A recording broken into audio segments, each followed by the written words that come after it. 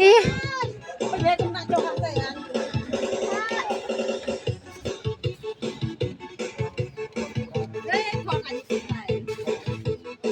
Thôi mày sửa đấy.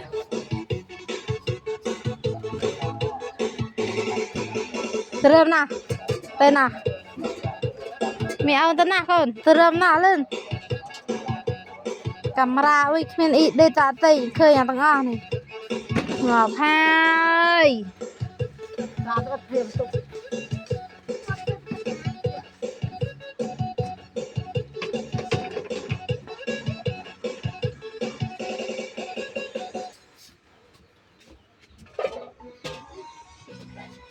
Bạc sẽ lấy à không còn.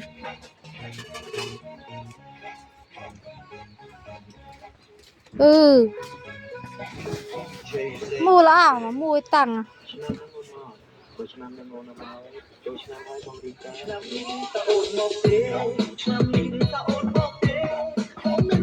Mà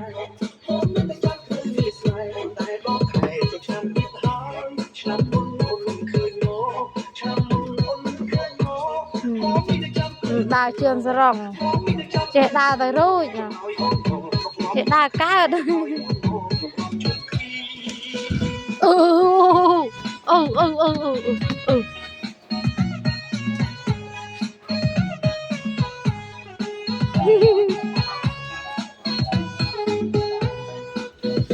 ai ui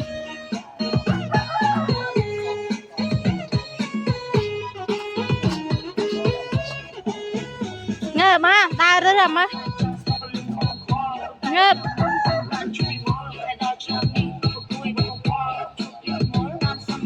mày sợ đồ à play nước chanh mà cầu ơi sao làm mà đồ cho đã cái trò á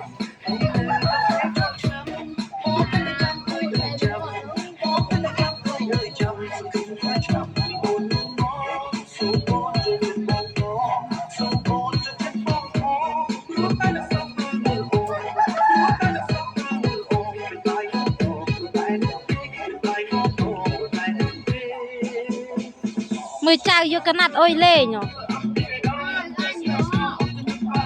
tựa chơm cặp mọc là rồi mày xưa mà nọ đào bậu ao mà nọ